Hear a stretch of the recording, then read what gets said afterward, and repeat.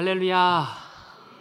다 부푼데 올진다 바이테마나 예수 싱네레르 야달트 메골라레. 아멘. 반갑습니다. 여러분들 귀한 자리에 초대해 주셔서 너무 감사드리고요. 이렇게 특별한 우리 더 살리는 교회, 우리 한규원 목사님 담임하는 교회에 초대해 주셔서 너무 감사드립니다. 이 자리에 오니까 정말 성령의 은혜가 가득한 교회 같습니다. 우리 한규원 목사님 제가 처음 뵀을 때부터 얼마나 은혜를 사모하는지 대전에 그 돈모엔이라고 호산나 그 찬양팀이 왔을 때 그때 처음 뵀어요. 이렇게 열정 있는 분이 있었구나. 근데 이렇게 또 우연히 이곳에서 다시 만나게 됩니다. 하나님의 은혜는 결코 우연이 없습니다. 오늘 이 시간 특별한 은혜가 넘치는 감사의 시간이 되었으면 좋겠습니다. 여러분 몽골말로 안녕하세요가 있어요. 그게 뭐냐면 이 정도는 알아야 몽골 선교사가 설교를 했구나 이제 알 수 있을 것 같습니다. 우리 옆에 있는 분들랑 한번 인사하겠습니다. 센베노예요. 센베노 안녕하세요. 센베노. 네. 준비한 영상이 있는데요. 제가 몽골에서 이동신학교라고 직접 현장에 찾아가서 하는 학교가 있습니다. 신학생들을 그 영상을 같이 보고 그때 특별히 우리 한규원 목사님께서도 한교에 참여해 주셨는데요. 그 영상 같이 보고 하나님 말씀 같이 나누도록 하겠습니다.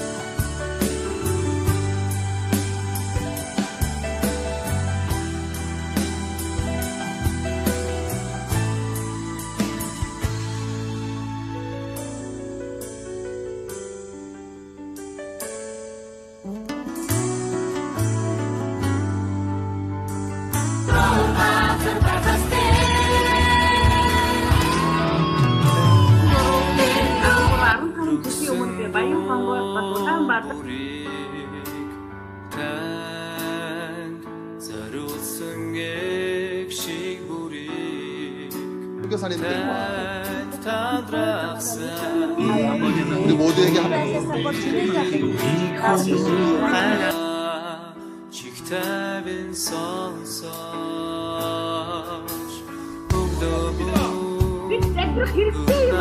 얘기해야 됩니다.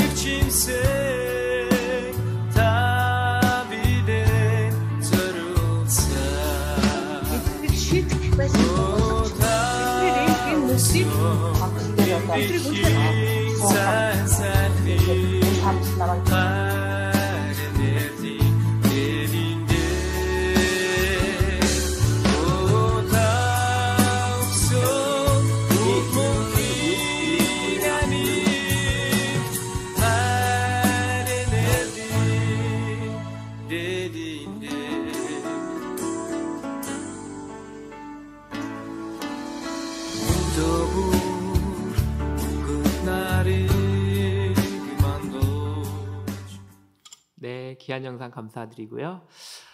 여러분 몽골에 가면 가장 많이 먹는 음식이 있다 그래요. 어떤 음식일까요? 네, 고기입니다. 고기. 네, 우리 여기 희망 형제도 와서 같이 먹었는데요. 몽골에 가면 굉장히 많이 먹는 음식이 있는데 그게 바로 고기입니다. 아침에도 양고기, 점심에는 염소고기, 저녁에는 말고기 뭐 이런 식으로 계속 고기 중에 고기를 먹습니다. 근데 이렇게 고기를 좋아하는데 유독 먹지 않는 고기가 있습니다. 다 먹어요. 안 먹는 고기가 없어요. 근데 개고기는 안 먹는다고 그래요. 개고기. 여러분 개고기 좋아하시나요? 하루는 이 몽골 마을에 한국 사람이 이사를 했다고 합니다. 근데 그때부터 멍멍이가 없어지는 거예요. 누가 가져갔죠? 그 한국 사람이 가져간 거예요. 너무 어이가 없잖아요. 근데 몽골은 되게 유명한 게 뭐냐면 무당이 많아요. 한 집 걸러 무당이 한 명 있습니다. 그래서 무당의 비전이 뭐냐면 모든 사람들이 한 집 걸로 한 집 무당이 되기를 원하는 것, 전 사람들이 뭐 그렇게 하고 있는데 무당을 불러가지고 이 일을 해결하고 싶은 겁니다. 그래서 무당을 초대해가지고 이제 했는데 어떻게 했냐면 한국 사람한테 가가지고 주문을 거는 거예요. 너는 한국 사람 아니고 몽골 사람이야. 몽골 사람이야. 어떻게 됐을까요? 예, 효과가 나타나서 괜찮아졌어요. 시간이 또 흘렀어요. 근데 한 달 지나자마자 또 없어지기 시작하는 거예요. 우리 집 개가 없어지고 옆에 있는 집 개가 없어지고. 누가 가져갔어요? 한국 사람이 가져갔습니다. 이거 어떻게 된 일인가 가서 살펴봤더니 밤에 밤몰래 가가지고 개 앞에 가가지고 이렇게 주문을 걸냅니다. 너는 개가 아니라 양이다. 양이다. 우리 옆에 있는 분들하고 한번 인사하겠습니다. 당신은 축복의 사람입니다. 근데 이야기를 했더니 제 아내가 제 얼굴을 똑바로 보더니 저한테 주문을 외더라고요. 당신은 송중기다. 송중기다. 잘생겼습니다. 할렐루야. 우리 함께 기도하겠습니다. 성령님을 환영합니다. 성령님을 의지합니다. 성령님 지금 이 시간 더 살리는 교회에 친히 임재하여 주셔서 하나님 말씀으로 우리를 새롭게 변화시켜 주시옵소서. 이 시간 하나님만 자랑하기 원합니다. 함께하여 주시옵소서. 예수님의 이름으로 기도합니다. 아멘. 코로나 시기 여러분들 잘 보내고 계십니까? 많이들 어려우시죠? 제가 여기 한국에 들어올 때만 해도 그렇게 코로나 확진자들이 많지 않았는데 한 달 정도 됐는데 벌써 막 5만 명이 넘어가더라고요. 이런 어려움이 있을 때 우리는 흔히 온도계처럼 반응을 하더라고요. 주변의 환경이 더우면 똑같이 더워지고 또 주변의 환경이 추우면 똑같이 떨어지고. 그러니까 너무 세상에 이 코로나라는 이것 때문에 업앤다운을 반복하시는 분들이 있습니다. 여러분들 신앙생활은 어떻습니까? 반대로 온도 조절계처럼 신앙생활이 하시는 분들이 있어요. 온도 조절계는 내가 원하는 온도에 온도를 딱 맞춰놓으면 주변이 아무리 더워도 시원해지죠. 주변이 아무리 추워도 따뜻해집니다. 그 온도 조절계에 따라서. 마찬가지로 주변이 힘들고 어려워도 우리는 그리스도의 사람입니다. 아멘. 하나님 말씀을 기준 삼아서 이 어려운 이 코로나 시기를 주님의 이름으로 이겨내시기를 바랍니다. 몽골 속담에 이런 말이 있습니다. 날씨를 칭찬하지 말라. 그죠? 얼마나 날씨가 몽골에 가면 좋은지 몰라요. 청명한 그 하늘, 찍는 게 다 사진입니다. 그림이고요. 근데 딱 칭찬하잖아요. 그럼 갑자기 비가 오고 눈이 내리고 막 그래요. 그만큼 우리의 인생이라는 게 어떻게 될지 모르잖아요. 오늘 함께 여러분들 읽은 말씀은 우리의 인생과 같은 말씀입니다. 저도 선교사가 되면 그냥 복이 쏟아질 줄 알았어요. 만사 형통. 왜? 주님의 일을 위해서 헌신했잖아요. 그럼 뭔가 잘 돼야 되잖아요. 은혜 있어야 되잖아요. 근데 오늘 본문에 우리에게 주는 은혜들이 있다라는 거예요. 뭐가 있냐면 주님이 함께 하셔도 고난이 있다라는 거예요. 오늘 본문에 보면 어떤 이야기가 나옵니까? 오늘 35, 36절에 보면 지금 예수님이 저편으로 가자 하셨잖아요. 그리고 예수님이 지금 배에 계셔요. 배에 계시는데 지금 어떻게 됐죠? 큰 광풍이 일었다고 그래요. 예수님이 배에 계셔요. 그럼에도 불구하고 문제는 생긴다는 겁니다. 예수님을 위해서 제가 몽골 땅에 갔는데 어려움이 온다라니까요. 여러분들도 예수 믿으면 더 살리겠다고 이 교회를 세웠지만 어려움이 없는 게 아니잖아요. 근데 여러분들 아셔야 될 게 있습니다. 예수 믿는 자에게는 고난은 있지만 실패는 없습니다. 우리에게 감당할 수 있는 힘과 능력을 주님께서 주시는 줄 믿습니다. 저는요 어렸을 때 모태불자로 태어났어요. 모태불자 아세요? 모태신앙 말고 모태불자. 어렸을 때부터 절집에 다니는 저희 큰할머니께서 절을 지으시고 이렇게 보살로 지내실 정도로 굉장히 불교가 강성한 집안에 태어났습니다. 저희 집은 또 굉장히 부잣집이었어요. 그냥 부잣집이 아니라 완전 떼부잣집. 왜냐하면 저희 집이 목욕탕집이라서. 할렐루야. 정말로 은혜의 시간들을 보냈습니다. 어렸을 때 절도 가서 맛있는 것도 먹고, 또 집에 부자잖아요. 그 당시 목욕탕이면요. 저희 집이 대우장이었어요. 이름도 제 이름이 강대우인데 우리 어머님이 대우장이라고 이름을 지을 정도로 엄청난 큰 그 서천에서 가장 큰 목욕탕 운영할 정도였습니다. 하루는 저희 아버님께서 친구의 빚보증을 잘못 쓰시는 바람에 하루아침에 길바닥에 나앉게 되었습니다. 그때부터 고난이 시작이 되었어요. 저희 사남매 아르바이트를 안 해본 게 없습니다. 고난의 시간이었습니다. 그런 어려운 시기에 세상을 다 포기하고 싶었던 그때에 예수님이 우리 가정에 찾아오시죠. 저희 형님이 처음 예수님을 믿었고요. 그리고 누님, 그리고 저. 여러분, 하나님 나라에는 쓰레기통이 없다 그래요. 아무리 힘들고 어려운 일이 찾아온다 할지라도 그것을 하나님께서 합력하여 선을 이루시는 줄 믿습니다. 그 시절은 저희 가정에게 너무 힘든 시기였어요. 근데 하나님은 그 시절을 통해서 우리 가정을 예수 그리스도의 품으로 오게 하셨습니다. 모태불자였잖아요. 저희 가정에 복음이 들어오고 하나님께서 저에게 비전을 주십니다. 너희는 온 천하에 다니며 만민에게 복음을 전파하라. 이 말씀을 듣고 제가 신학교에 갔어요. 그 당시에 저희 집에 예수 믿는 사람들이 엄마도 안 믿고 아버지도 안 믿고 형하고 저하고 누나만 믿었는데 신학교를 가겠다니 누가 좋아합니까? 하나님께서 그곳에 보내셨어요. 그때 제가 품었던 건 하나님, 신학교에서 이제 훈련 받았으니까 아프리카로 보내주세요 라고 기도하면서 훈련받고 사역을 했었습니다. 근데 어느 날 갑자기 사역을 하고 있는데, 처음 사역하는 곳에 사역하고 있는데 아프리카에서 한 선교사님이 따르릉 전화가 왔어요. 전화 올 일이 없어요. 저한테. 아프리카를 기도했지만 웬일인가, 왜 연락이 오지? 근데 그 선교사님 나한테 연락한 이유는 뭐냐면, 어떤 친구에게 메일을 받았는데 저를 알게 됐다는 거예요. 어떻게 저를 알았지? 알 수가 없는데? 그분을 제가 알 수도 없고. 제 후배가 있습니다. 근데 후배가 어느 날 갑자기, 형님, 제가 교회 사역지를 알아봐야 되는데 한 번도 이력서를 써보지 않았어요. 좀 도와주세요. 형님 이력서 쓴 거 있으면 저를 좀 보내주세요. 그래서 제가 그 친구에게 이력서를 보냈습니다. 그리고 교회를 소개해 줬습니다. 근데 교회에 오지 않았어요. 개심죄죠, 저한테는. 소개해 줬는데 안 왔으니까.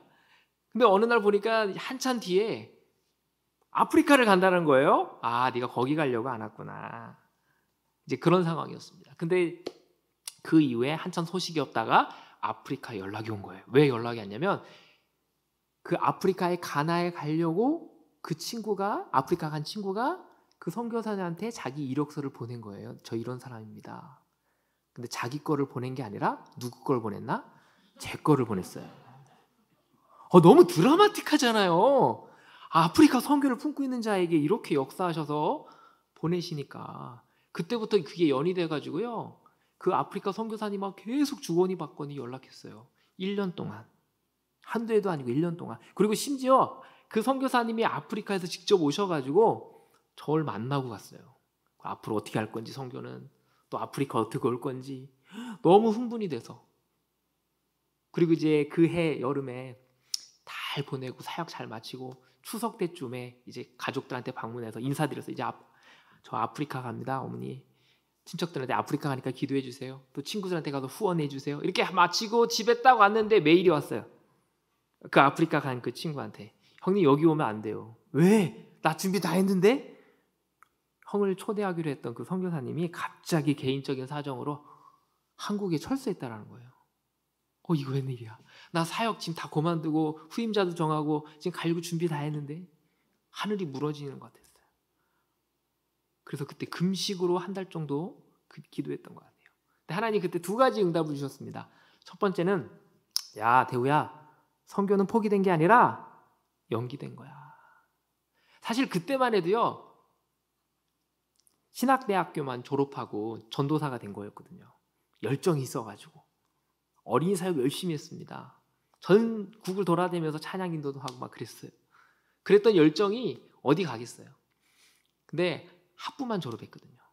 너 아직 목사 아니잖아. 목사 안수도 안 받았어요. 너 결혼도 안 했잖아. 하나님 그런 마음을 주시더라고요. 결혼도 않고 가려고 그랬어요. 솔로로. 근데 만약에 그때 갔다면 저는 손가락을 빨고 금방 돌아왔을 것 같아요. 하나님은 너무나도 정확하신 분이에요. 그 이후에도 여러 단계를 거치면서 목사 안수도 받고 사랑하는 제 아내도 만나고 할렐루야. 그리고 많은 후원교회들을 만나게 하셨습니다. 두 번째 응답은 뭐였냐면 하나님 저는 아프리카입니다. 이렇게만 기도했어요. 근데 그때 감동을 주시기를 야 대우야 나는 너의 다른 계획이 있어 너한테. 너는 비야 비. 비가 뭐죠? 그동안은 하나님 나 이것만 주세요 저것만 주세요라고 제가 다 정해놓고 이거 달라고 했는데 그게 하나님 앞에 교만이더라고요. 하나님은 나에게 향한 계획이 따로 있었던 거예요. 그때 나의 모든 기도를 내려놓고 하나님께 맡겼습니다. 하나님 이제부터는 내가 A라고 기도하지 않겠습니다. 하나님이 가라는 곳 어디든지 가겠습니다. 그게 선교 아프리카는 아프리카, 몽골이면 몽골, 아니면 국내 목회 개척이면 가겠습니다.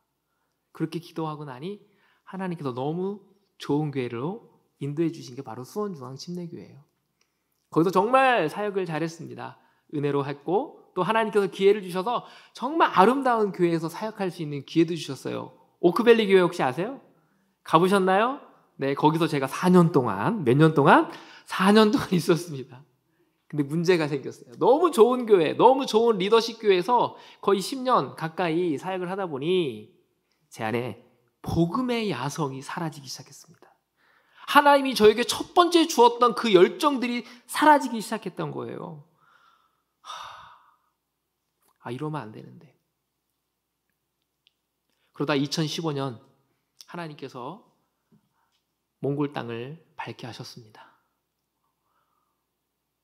그 당시에 이제 수원중앙교회에서는 그 몽골에 그 선교센터를 짓고 이제 시골 지역에 크게 사역을 하고 있었는데요. 청소년 아이들을 데리고 이제 갔어요. 여기 있던 우리 희망이라는 친구들도 같이 갔었는데 그때 한 20명 친구도 청소년 아이들 데리고 갔습니다. 근데 제 안에 잃어버렸던 그 복음의 열정들, 야성들이 막 살아나기 시작하는 거예요. 울란바토르에 도착을 해서 시골로 가는데 버스만 12시간 타는 거예요. 얼마나 힘들어요. 그러니까 애들이 거기서 다 뒤로 넘어졌다가 앞으로 넘어졌다가 막 시체놀이를 하는 거예요. 재미없잖아요. 그래서 제가 같이 찬양하자 그랬을 때 그때 뭐 열심히 막 찬양하고 막 부흥의 분위기가 되는 거예요. 얼마나 큰 은혜가 임했는지 몰라요. 애들이 막 할렐루야 아멘. 그 12시간이 은혜의 시간이었습니다. 애들이 얼마나 은혜를 받는지. 거기 있는 친구들 다 선교의 비전을 하나님께 주신 것 같아요. 아멘. 근데 아무도 몽골을 오진 않더라고요. 누가 이곳에 오게 하십니까? 저만 아멘하고 온 것 같아요.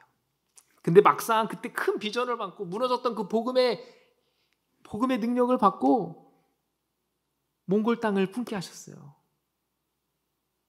그래서 아내한테 얘기합니다. 여보, 몽골에 사람이 필요한 것 같아. 근데 아내가 모른 척 하더라고요.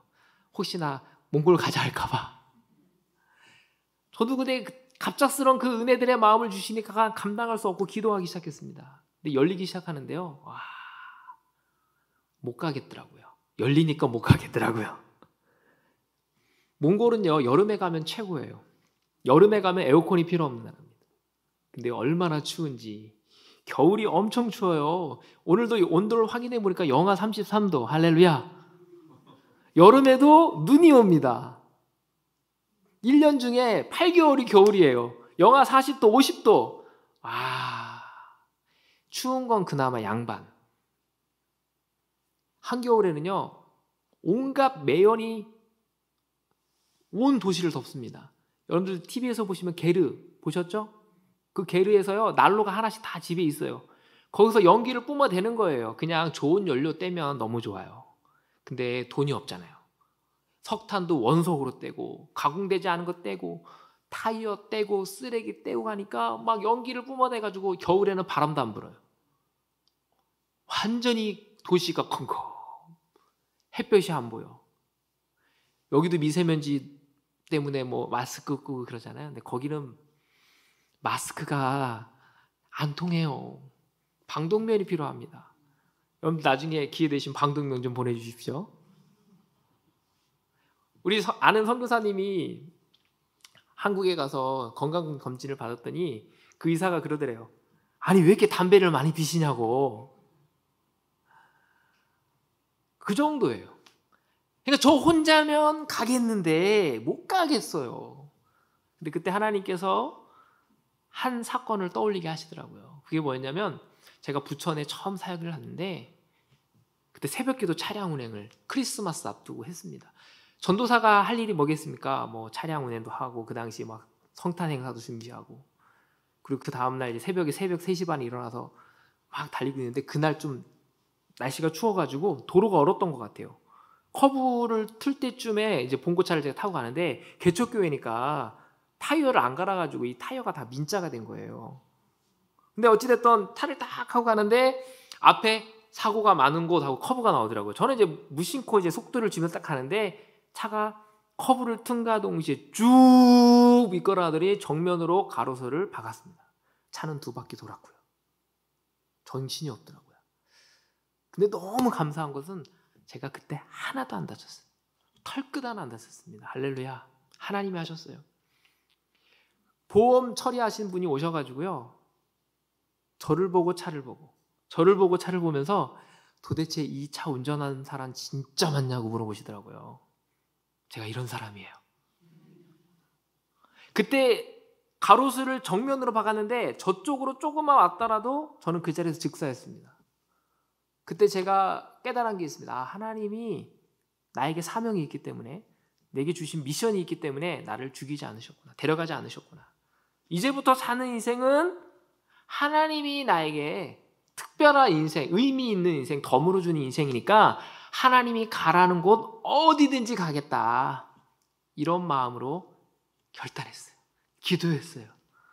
근데 좋은 교회에서 좋은 환경에서 사역하다 보니 이걸 잃어버린 거예요. 몽골로 가라 하니까 조금 공기 안 좋다고 춥다고 못 가고 있는 내 자신이 너무 하나님 앞에 죄송스러웠습니다. 가겠습니다, 하나님. 근데 또 인간인지라 걸리는 거예요. 하나님 가려면요 이거 필요해요. 이거 사역을 그만두게 됩니다. 사역을 그만둔과 동시에 가기까지 거의 9개월이라는 시간이 남더라고요. 선교를 바로 가겠다고 바로 가는 게 아니고요. 훈련을 받아야 되고 훈련 기간을 거치면서 후원 활동도 해야 되고 파송을 받는 거더라고요. 근데 교회 사역을 그만뒀으니까 사례비가 없는 거예요. 하나님 저 어떡해요? 선교지 가면 손가락 빨 수는 없잖아요. 혼자 가면 괜찮겠는데 애들은요? 공부시켜야 되는데요? 근데 친구한테 전화가 왔어요. 대호야 잠깐 와봐. 그래서 갔어요. 갔더니 그 친구가 사회복지 운영을 하고 있는데 쌀을 만듭니다. 그래서 쌀을 팔아서 이웃들을 돕는 일을 해요. 야, 쌀 하나 남았으니까 가져가. 그래서 그 쌀을 제가 받아왔습니다. 뭐 그 친구가 그거 하니까 주는가 보다. 또 아는 전도사님이 연락을 주셨어요. 북한 선교하시는 분인데 이번에 쌀이 많이 들어왔으니까 갈 때 하나 가져가라는 거예요. 이상하다. 왜 자꾸 쌀을 주시지? 또 어떤 교회 가서 또 사역을 하고 말씀을 나눌 기회가 있었는데 거기 교회는 막 성미를 모아가지고 저희 가정에게 주시는 거예요. 요즘 성미 모이는 게 없잖아요. 신기하다. 이거 왜 그러지? 쌀이 떨어질 때쯤이면 또 어디 불러서 또 주시고 또 어머님이 막 주시고 9개월 동안 나가는 그동안 한 번도 쌀을 산 적이 없습니다. 그때 제가 깨달았어요. 이거 하나님이 준표구나. 내가 너희를 굶어주지 않겠다. 성교 가운데 살아계신 하나님의 은혜를 그때 깨달은 거예요. 성교는 내가 하는 게 아니구나. 하나님이 하시는 거다. 성교는 하나님이 하십니다. 그리고 몽골 땅에 갔어요. 얼마나 감사한지. 이 쌀이 쌀독에서 떨어지지 않은 것처럼 지금까지도 하나님은 우리 가정을 풍성하게 하세요. 몽골 땅에 가니까요 너무 행복한 거예요. 하나님 부르신 곳에 가니까 얼마나 행복하겠어요. 아마 순종하지 않고 그곳에 가지 않았다면 저의 인생은 달랐을 거예요. 그러나 하나님이 명령한 곳에 가니까 얼마나 큰 은혜를 보여주는지. 우리 단기팀이 한 팀이 와서 사역을 하는데 한 번도 걷지 않았던 영혼이 있었습니다. 근데 그 친구를 해서 손 붙잡고 기도했어요. 하나님 이 영혼을 불쌍히 여겨주시옵소서. 일어나 걸어라. 걷는 거예요. 할렐루야. 암 환자가 있었습니다. 집회 가운데 왔어요. 근데 하나님께서 그 집회 가운데 그 영혼이 암이 깨끗하게 나았습니다. 이런 역사들이 선교지에서 일어나는 거예요.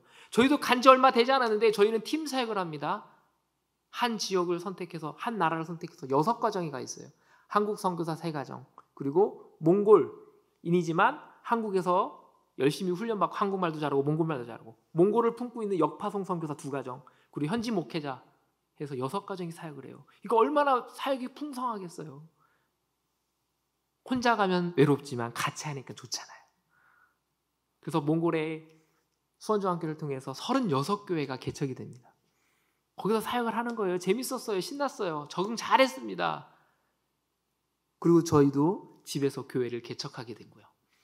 오전에는 청년 아이들을 데리고 재밌게 알콩달콩, 또 오후에는 또 게르촌, 빈민촌에 가서 한 가정을 전도해서 그 영혼들을 전도하고 말씀 나누는 시간들을 갖고 있습니다.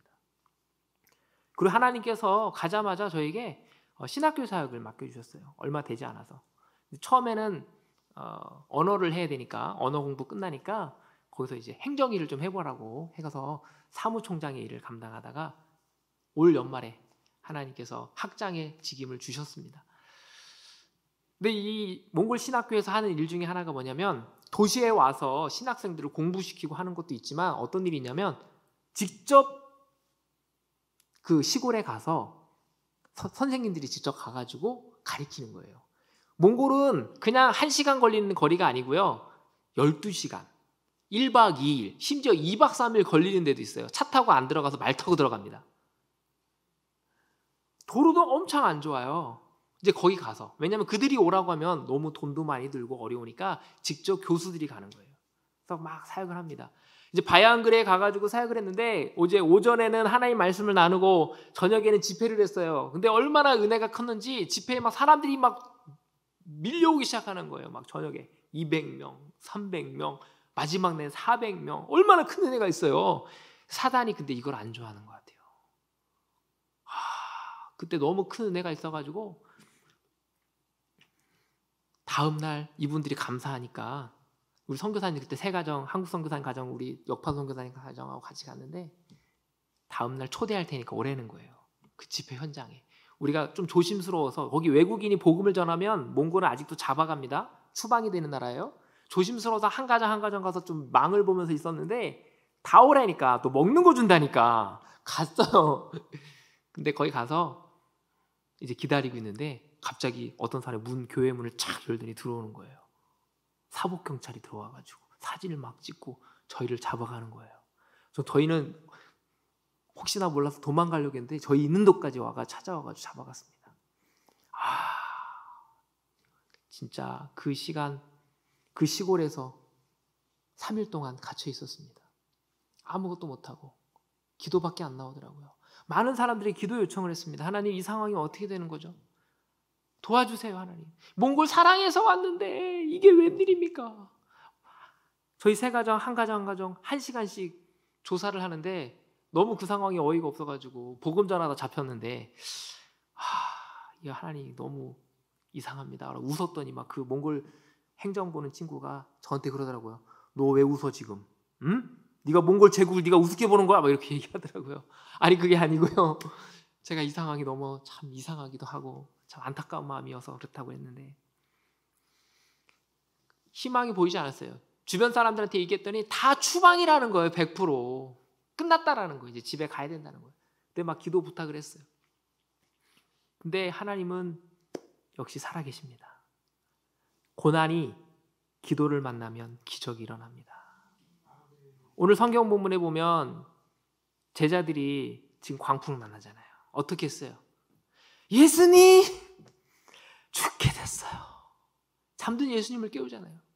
그때 우리가 잠든 예수님을 깨우는 거예요. 하나님, 지금 여기서 죽게 됐어요. 좀 살려주세요. 하나님께서 예비된 사람을 붙여주신 거예요. 대사관 직원 중에 한 분이 크리스찬이에요. 그분이 우리 일을 맡아서 이 일을 해결해 주겠다는 거예요. 얼마나 감사한지. 저는 그분이 의지하면 다 하나님께서 약속을 붙여주셨으니까, 사람을 붙여주셨으니까 된 줄 알았어요. 근데 딱 그분이 또 어느 날 오더니 이러는 거예요. 이거 사건을 처리하다 보니까 심각이 좀 있는 것 같습니다. 어려울 것 같습니다. 이거 기도가 필요합니다. 근데 그 사모님이 어머님이 그때 몽골에 와 있었는데 이 이야기를 듣고 금식으로 기도하셨다는 거예요.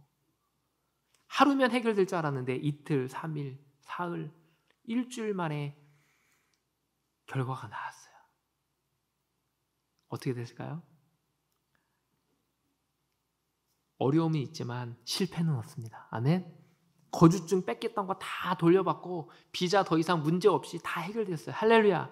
주님이 하셨어요. 그리고 지금까지 아무 문제 없이 사역하고 있거든요.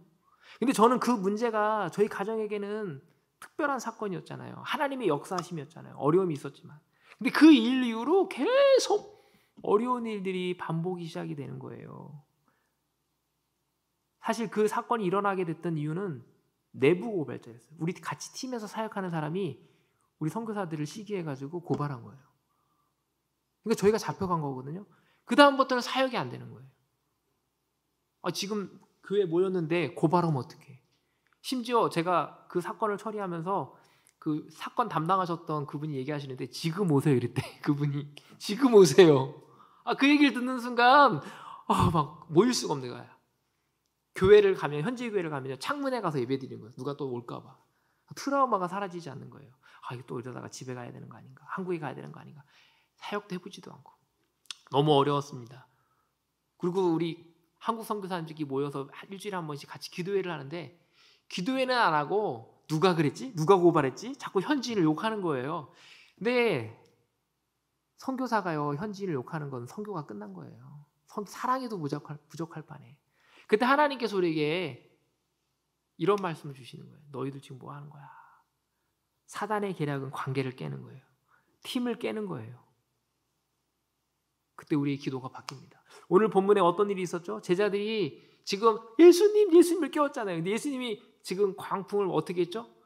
꾸짖었잖아요. 이 꾸짖었다는 표현이 좀 독특한 표현이에요. 평상시에 쓰는 표현이 아니라 특별히 귀신들을 쫓아낼 때 쓰는 표현이래요. 그러니까 이 광풍이 어찌 보면 사단으로부터 올 수도 있었다는 거죠.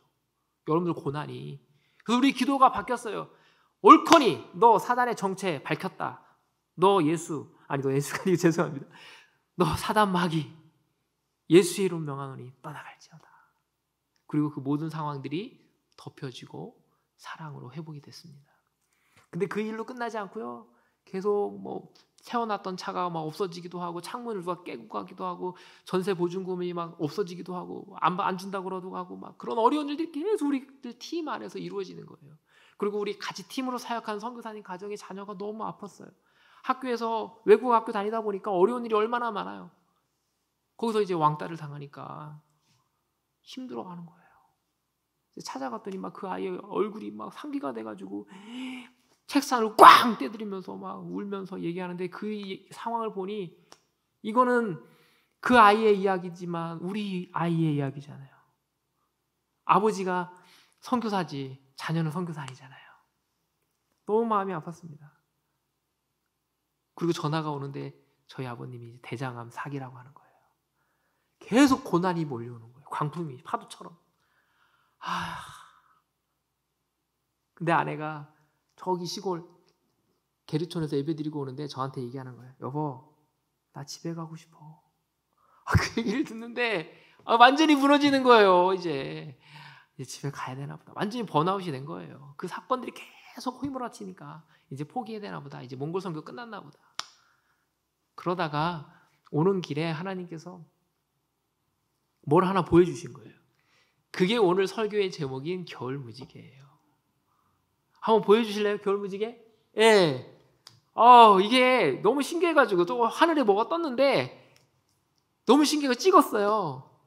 근데 찍자마자 1초 만에 사라지더라고요. 집에 가서 곰곰이 생각해봤어요. 도대체 이 겨울 무지개 이거 왜 보여줬지? 한국은 무지개 요즘 잘 보기도 어렵죠. 네, 몽골은 여름에 무지개 많이 볼 수 있습니다. 근데 겨울은요 힘들어요. 더군다나. 왜? 춥잖아요. 그리고 아주 건조해요. 볼 수가 없어요. 습기가 없기 때문에. 근데 이 무지개를 보여주는 거예요.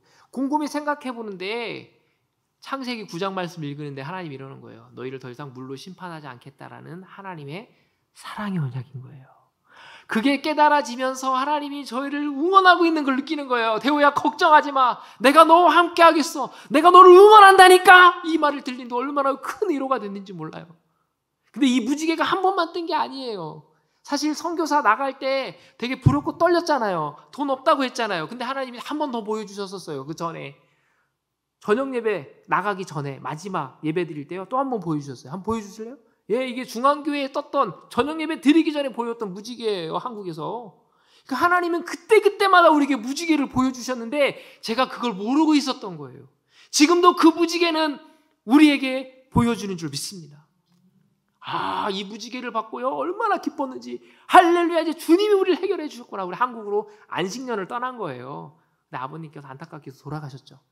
저희는 2개월 일정으로 왔는데 코로나가 그때 막 한창 터져가지고요, 몽골이 막혀버렸습니다. 비행기가 안 뜨는 거예요. 하나님 무지개 보여주시고 나와 함께 한다면서 이거 웬일입니까? 아버지는 소천 받으시고 우리 집안엔 지금 이 문제들이 계속 문제가 되네요.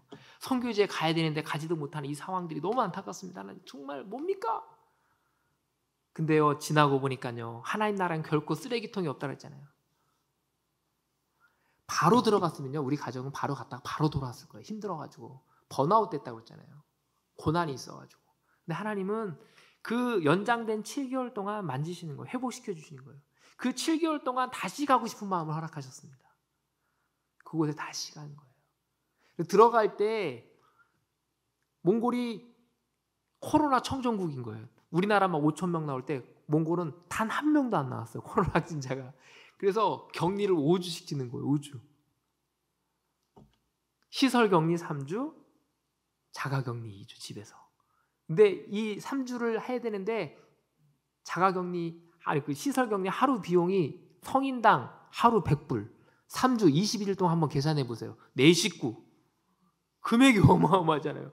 아니, 하나님 다시 길을 열려서 무지개도 보여주시고 이런 성통의 하나님께서 몽골 다시 품고 가려고 하니 이게 웬 말입니까? 돈이 이게 계산이 안 되네요. 믿음이 없는 거예요. 근데 하나님은요, 놀라우신 분이에요. 그때까지 믿음이요, 1,000만 원 밑에 믿음이었어요. 근데 하나님은 놀랍게도 역사하셔서 그 상황을 아시고 여기저기서 조금씩 후원하셔서 몽골에 들어가게 하셨어요. 역시 하나님은 살아계십니다. 그곳에 갔더니요, 마스크를 안 쓰고 다녀요. 한 명도 없으니까. 근데 저희가 이제 가서 막 사역도 점검하고 또 코로나 환경 가운데 대처하기 위해서 뭐 온라인도 점검하고 막 그랬었거든요. 그러다가 한 달 만에 갑자기 코로나 환자가 나왔어요. 근데 몽골이 무식해요. 한 명 나왔다고 락다운을 시키더라고요. 집에 나가지 마. 관공서 아무것도 안 돼. 예배 안 돼. 다 안 돼. 집에만 있어요. 일주일 한다더니 2주 되고 3주 되고 한 달 되고 1차 락다운. 또 시간 지나니까 또 2차 락다운. 또 한 주 쉬고 또 3차 락다운, 4차 락다운. 집에만 무려 93일 있었습니다. 93일 동안 갇혀 지냈어요. 머리가 길어가지고 우리 아내가 머리를 잘라줄 정도였다니까요. 그리고 코로나에 또 걸렸어요, 저희 가정이. 제가 코로나 검사 몇 번 했게요? 19번 했습니다. 한 번도 안 하신 분이 있더라고요. 진짜 아무것도 못해. 코로나 때문에 또 격리하고 하다 보니까 총 우리 가정이 격리한 건 128일이더라고요. 정말 절망이잖아요. 몽골 땅 품고 갔는데 하나님께서 지금 이게 이러지도 못하고 저러지도 못하고 아무것도 못하는 환경을 허락하셨으니 얼마나 원망스럽겠습니까? 고난이 계속 오잖아요. 근데 하나님은요, 역사하시는 분이에요. 한 길을 막으시면 한 길을 여시는 분이죠. 온라인을 만나게 하신 거예요. 온라인을 통해서 사역이 다 되는 거예요.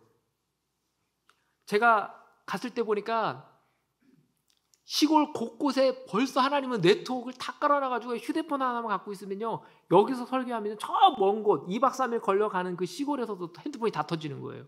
인터넷이 다 되는 거예요.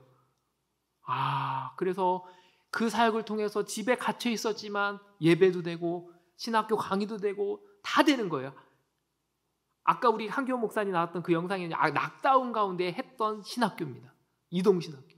이게 온라인이 아니었다면 가능했을까요? 근데 코로나가 아니었다면 이런 일이 벌어질 수 있었을까요? 직접 갔어야 되는데.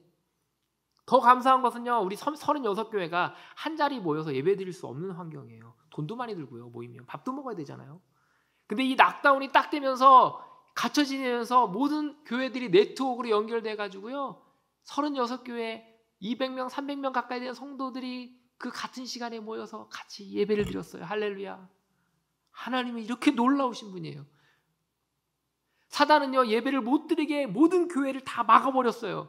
그러나 하나님은요, 모든 가정을 다 교회로 만드셨습니다. 이게 하나님이에요. 이게. 물어봐요. 이 락다운 기간, 이 기간 동안 어떻게 버티셨어요? 하나님 우리 가정을 예배를 회복시키시는 거예요. 사실 목회자 가정이요, 예배를 드린다는 것, 가정 예배 드린다는 건 쉬운 일이 아니에요. 바쁘면 못 드려요. 잘할 것 같지만 죄송스럽습니다. 저도 여러 번 도전했지만 실패했어요. 한 번 드리다가 못 하다가, 잊어버렸다가 하다가, 또 하다가 못 하다가. 근데 이 락다운 기간을 겪으면서요, 매일 예배를 드리는 거예요. 말씀, 기도, 찬양. 어쩔 땐 짧게 기도하기도 했지만 하나님께서는 우리 가정을 예배를 통해 천국을 경험하게 하십니다. 예배를 드리면 그냥 한 게 아니라 감사일기도 쓰고 하나님께 헌금도 합니다. 그러면 헌금이 100일마다 모여지면 그걸 풀어서 선교사님 도와주고 몽골 성도 도와주고, 하나님이 그렇게 일하시더라고요. 그 락다운 위에 지금까지 단 한 번도 예배를 안 드린 적이 없어요. 매일매일 예배를 드립니다. 할렐루야. 하나님은 이렇게 이 코로나의 어려운 가정 가운데 있었지만 이 코로나를 생큐로 바꿔주시더라고요. 사랑의 하나님이십니다. 우리 제자들도 그 하나님을 경험하고 나니까 어떻게 했죠? 심히 놀랐다 41절에 나오거든요. 여기 심히 놀랐다라는 표현은 그냥 된 표현이 아니라요, 사람에게 심히 놀랐다 이게 아니라요, 하나님을 경험하고 난 다음에, 그러니까 하나님에 대한 경외, 존경을 할 때만 쓰는 특별한 표현이에요. 하나님에 대해. 그러니까 이 제자들은 전에는 하나님을 몰랐던 거예요. 지금 예수님을 깨울 때만 해도 예수님을 뭐라고 불렀냐면 38절에 예수님이 아니라 선생님이었어. 선생님. 그들이 신앙은 그냥 선생님이었던 거죠. 근데 심히 놀란 건 뭐죠? 이 기적을 경험하고 나니까 이 하나님이 진짜 하나님이구나. 저도 이 몽골 선교 가운데 만약에 몽골 선교를 안 갔다면 이런 하나님 경험해 봤을까요? 심히 놀라 하나님이 살아계심을 제가 몽골 땅에서 경험하고 있습니다. 이 하나님 여러분도 경험할 수 있어요. 제가 오늘 말씀을 마무리하면서요, 너무 은혜가 되는 말씀을 한 구절 말하고 말씀 마무리하려고 그래요. 35절 우리 같이 한번 한 목소리로 한번 읽어보겠습니다. 시작. 그날 저물 때에 제자들에게 이르시되 우리가 저편으로 건너가자 하시니. 아멘. 저 이 말씀이 있는데요, 막 가슴이 너무 뜨거워지는 거예요. 지금 누가 건너가자고 하셨어요? 예수님이 건너가자고 그랬잖아요. 예수님이. 항해를 제안한 사람이 누구예요? 예수님. 그러면 항해를 가자 한 사람이 책임져 주시는 거예요. 몽골 땅 누가 부르셨어요? 하나님 부르셨어요. 여러분들 그리스도인으로 누가 부르셨어요? 예수님이 여러분들 부르셨잖아요. 이 교회에 부르셨잖아요. 그건 누가 책임져 주시는 거예요? 그분이 책임져 주시는 거예요. 그분이. 이 말 너무 감동되잖아요. 하나님 나를 부르셨으면 비록 중간에 어려운 일도 있을 거예요. 그러나 그분이 해결해 주시는 거예요. 오늘 말씀을 통해서 여러분 안에 혹시 고난 가운데 있습니까? 광풍으로 정말 힘들어하고 있는 분들이 있습니까? 저만 보여줬던 그 무지개가 아닌 지금도 우리에게 비춰주시는 그 무지개, 겨울 무지개가 여러분 마음 가운데 떠올리시길 바랍니다. 오늘도 지금 예수님 말씀하시는 거예요. 걱정하지 마라. 두려워하지 말라. 내가 너와 하나님입니다. 놀라지 말라. 내가 너를 굳세게 하리라. 참으로 의로운 오른손으로 붙들리라 하는 하나님의 말씀이 여러분 가정 가운데 임하기를 간절히 기도합니다.